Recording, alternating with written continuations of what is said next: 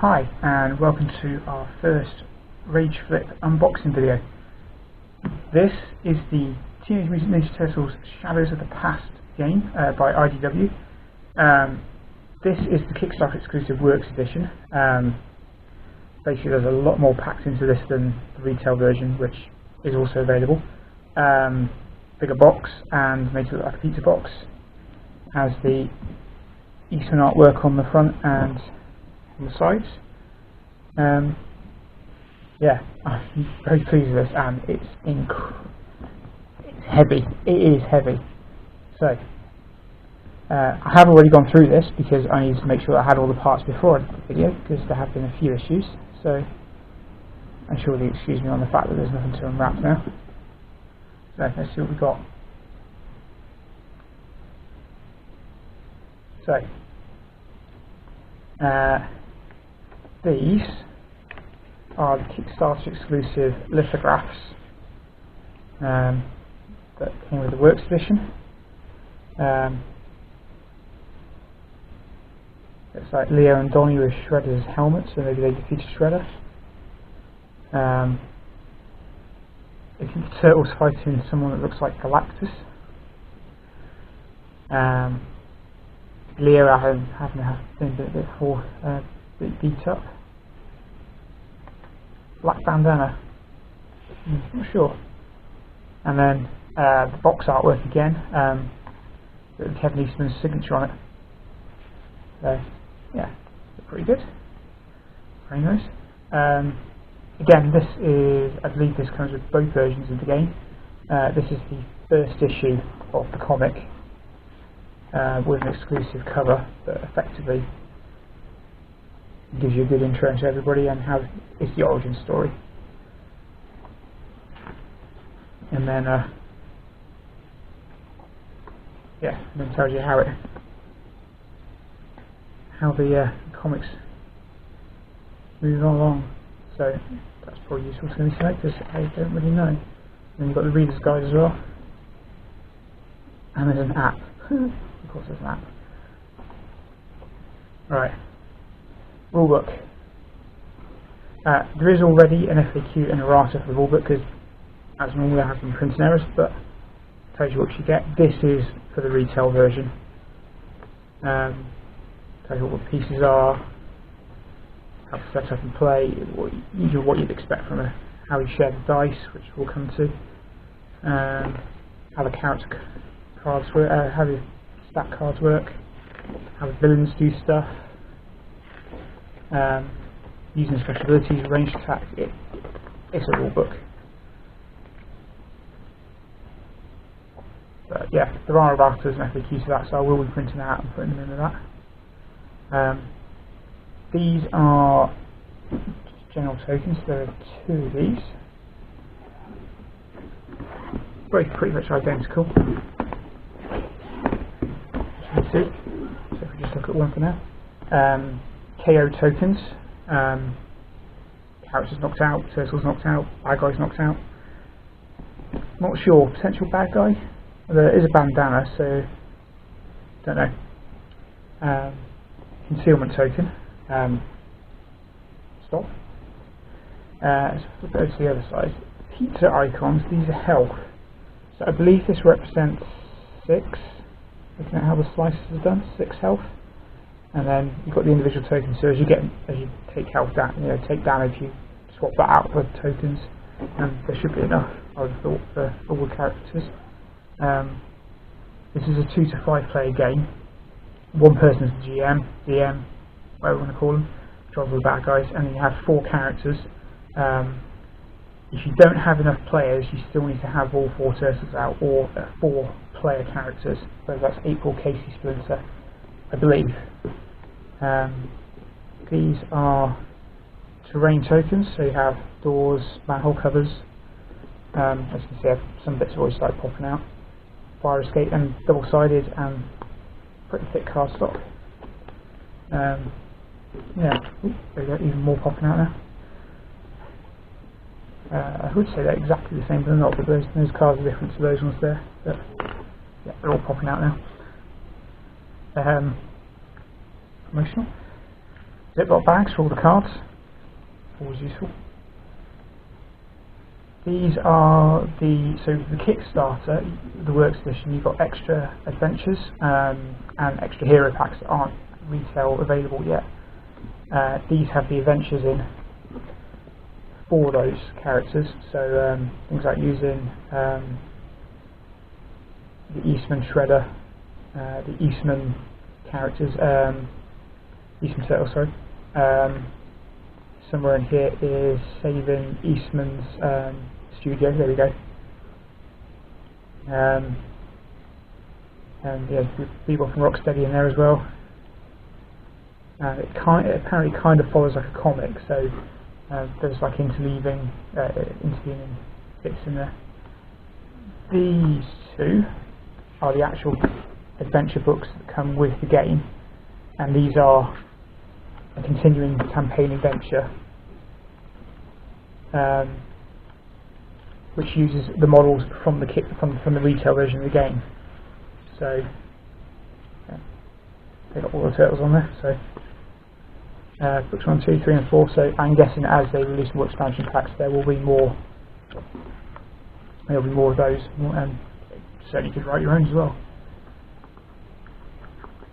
This appears to be the round tracker, so I'm guessing you're doing a King of the Hill, hold the objective, that sort of thing.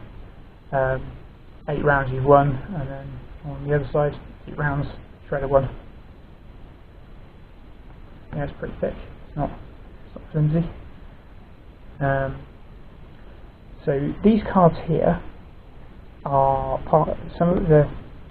there's a Kickstarter exclusive, but they will be released as part of the hero packs. The miniatures will be different. I imagine if there's any errata, that will obviously be changed as well. These are the special abilities for each character. So these are Casey Jones's abilities, and tells you what you need to fight. Oh, there we go. So that must be some sort of ability generator, and that tells you what symbols you need for the dice to use it, if necessary. April's more of a scientist in this. She's not a reporter, she's a scientist, and she has some pretty clever abilities by the looks of it. Stealth suit, interesting. So these are Splinter's abilities, or martial arty. These are the ally cards, so if you don't have enough players, I think you can use these to replace the fact you don't have enough players. If someone doesn't want to control 2 turtles, or if someone's got plain April but the mission says you need Donnie and no one's picked Donnie, I suppose you have Donnie as the ally card. Kevin Eastman, these are Kickstarter exclusive ones. That's mainly for the Save the Studio campaign, and you got the Future Toys. So looking forward to those. These are the ally cards that come with the game. So these 2 decks here come with the game, with the retail game. April, Casey, Splinter. So these are what you're going to get with the game rather than the extra miniatures. So now you have the option of either. Woody, Angel, Leo's abilities, Donnie's abilities, Raph, Mikey. That's rule cards for how the terrain works, and just quick reference cards. Shredder's abilities, and Karai, Alpex, Old Hob, the Bruisers, the Elite, and the Foot Climbers themselves. As you may notice, there were red cards there, and then these ones, these are the villains again, but again we've got Shredder, Foot Clan, Bugs, but they're different colours, so I'm guessing they're different abilities, maybe movement or defence or something like that. And then you go blue as well for Karai, Shredder, Alapex, Old Hob, all that. Bugs again, and more red cards and ninjas. Just split it up, and then that looks like a regroup. So basically, you run out of bad guy cards, shuffle the discards into a new deck, more bad guys. Like these. so these were when they came in originally before I opened them. These were in three separate piles. So these are the Eastman Turtles character cards.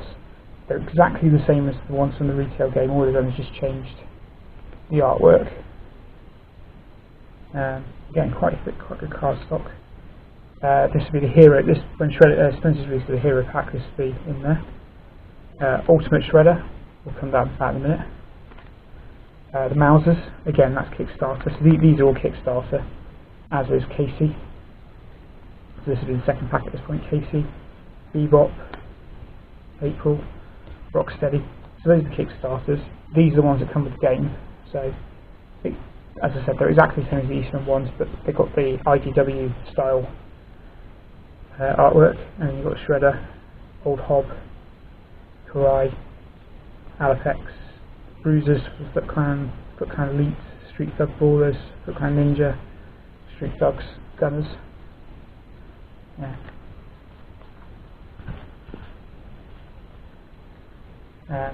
Alright, let's talk about the dice. So, as I said, I've already opened the box. I want to make sure I have the right bits before I do the video.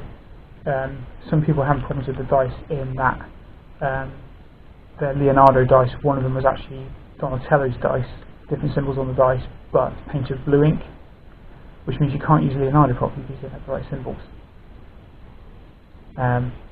So, as I said, they've got symbols on them. Melee attack, attack and defense. I don't know how easy to use actually in plastic, I should have taken out really. Ranged attack. There you go, ranged attack. Still don't know what a yin yang symbol means. Movement. And I'm guessing the amount of symbols means the amount of so double movement, double attack, that sort of thing. These are for Splinter. So you get those in the hero pack eventually. Splinter's dice, colour coded. Yellow for April. The green and white ones here at the top are for Casey. These black and white ones, they are for the other allied cards, so like the Fugitoids, Eastman, Angel, that sort of thing. But again, they've got the same sort of all different symbols, different amounts of the symbols on. And then we come to the turtle dice. So I put them into here. What's the satisfying sound? So the turtle dice are the green ones. The bad guy dice are the black ones. Again, they all have various different symbols on. All the black ones appear to be the same. Double range, single range, defense. I think it's just attack and defense by the looks of it. The turtle dice. Raph has 6. Now the mechanics of the game is that turtles have 3 dice, apart from Raph, and as do the allies have 3 dice. You roll those dice, and then depending on how you place them on the board, your friends can borrow the dice on the outer edges. So perhaps 3 random dice. So the player on this side can use the speed token, the player on this side can use a defense token. Likewise, I can steal a dice from here if I think that's better, and likewise from there. Depending on how you place them depends which ones you're going to give to somebody. As I said, Raph has 6. He doesn't share dice, so you can't use other people's dice, nor will can you use his dice. All the others you can share. Leo. So the dice are different, I did say. Mikey has double speed. I'm assuming skateboard means speed. Donnie has more of these defense attack dice, defense attack sides. Leo has the double swords, which I'm guessing is double attack or double attack power. Raph has double shuriken, which I'm guessing is double ranged.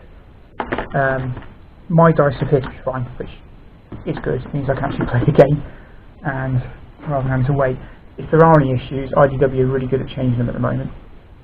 So you just email them, and they'll sort it out for you. They've been really good. At the end of the day, they want your business, so if you're not going to buy any more stuff off them if you don't like what you get.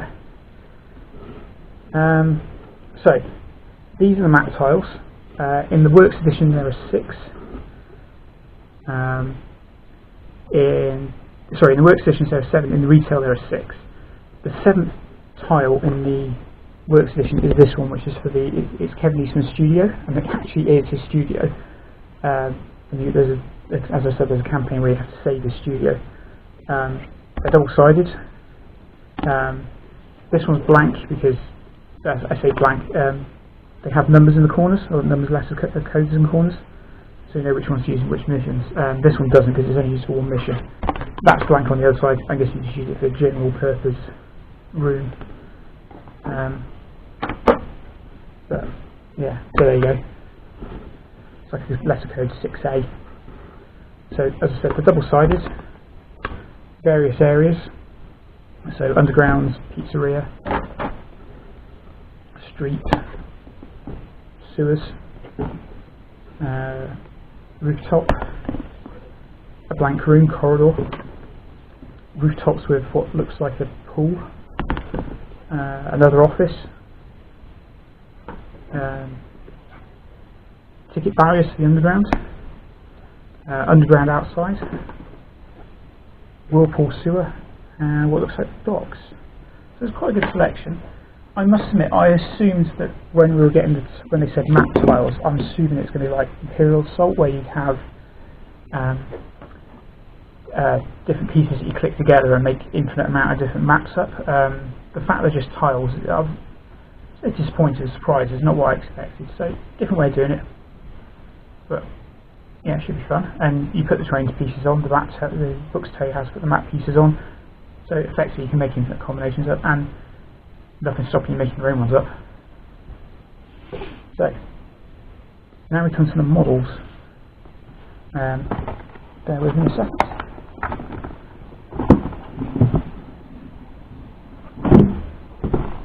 As I said, this box is big. It's full to the brim, and it's heavy.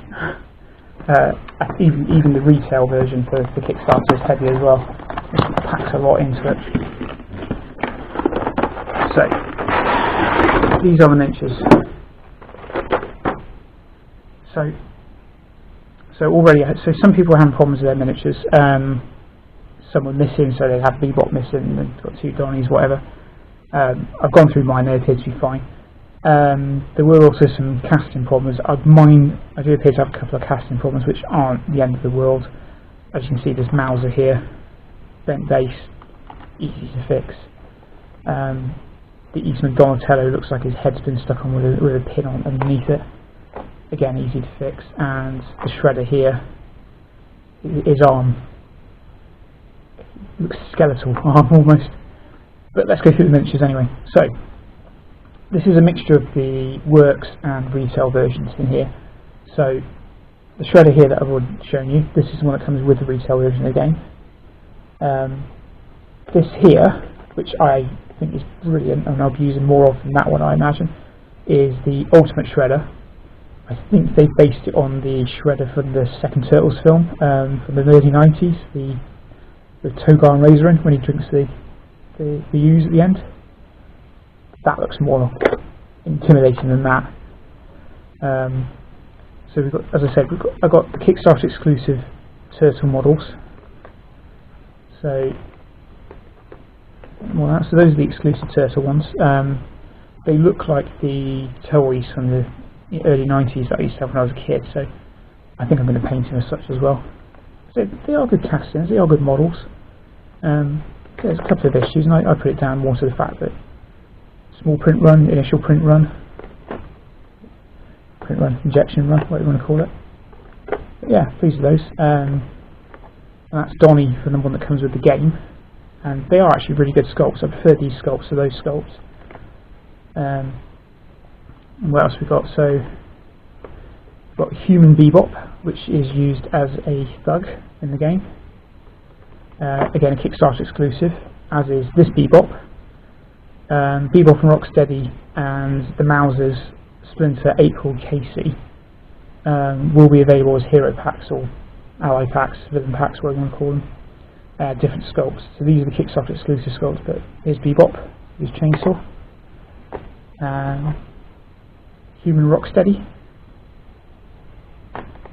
And then mutated Rocksteady. So got Old Hob. So he comes with the game, with the resale game. Karai, with very thin legs. I'm quite worried about that, how easy that might be to break. Yeah, it's Karai. She comes with the game. April O'Neil, this one is Kickstarter exclusive. Again, Kickstarter exclusive for Splinter. It's a cool little pose. I say Kickstarter exclusive, they'll release the hero packs, which the cards will be the same, and the dice, the sculpts will just be different. Alapex. And Casey. So yeah, some people have been complaining about the sculpts, the scales on these. So if I take April and Casey, nothing wrong with them, you think, when you look at them. But then compare it to the size of Shredder. Now Shredder's supposed to be intimidating. Yeah, I don't think Casey's going to find him very intimidating. As I said, these are the Kickstarter exclusive sculpts, so it wouldn't surprise me if when they bring the hero packs out and they change the sculpts, they fix the scaling. Although I must admit,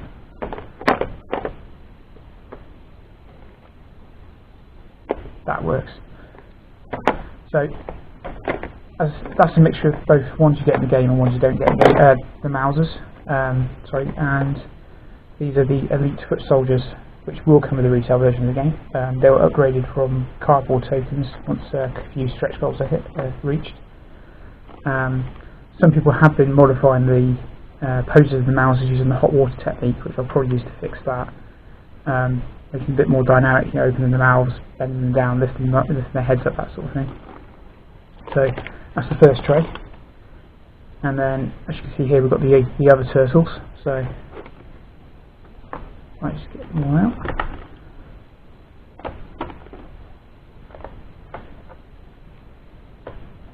So as I said, I like these sculpts a lot better actually than the Eastman ones. I suppose the Eastman ones are more nostalgia. But yeah, so I've seen some really good paint jobs on these as well, so I'll be looking forward to painting them myself. So what else we got? We have thugs with guns. So these could be Purple Dragon, Random Thugs for Old Hob, Angel's Gang, which actually was Old Hob's gang as well at one point. Somebody has suggested trying to get hold of, trying to do a modification for the Batman miniatures game to put the Turtles and Batman together. So Joker Goons, maybe. Thug Brawler, so no gun, just beats him up with his fists. And these are the Foot Bruisers. Again, the scale's off, but I think this works because you expect this to be big. It's Bane sort of big. And there's only 3 of those, so that'd be fairly scary to meet in battle. And we've got the Elite, and then last but not least we have the Foot Ninjas themselves. Again, I've seen some really good paint jobs where they painted them black but giving them that purple sheen. A bit like when someone has really dark hair, you get that blue or purple sheen to it, that kind of effect. Other people are painting sort of the same purple that the 80s cartoon had. Not very effective ninjas that way though. But yeah, despite the issues people have had, mine seems to be fine. And there's a couple of issues like Donnie's head and that Mauser base and Shredder's arm there. But other than that, I'm pretty happy with it. It's worth the wait and look forward to playing it. In which case we'll video it and we'll put it on Rage Flip as well. Thanks for watching. We'll see you soon.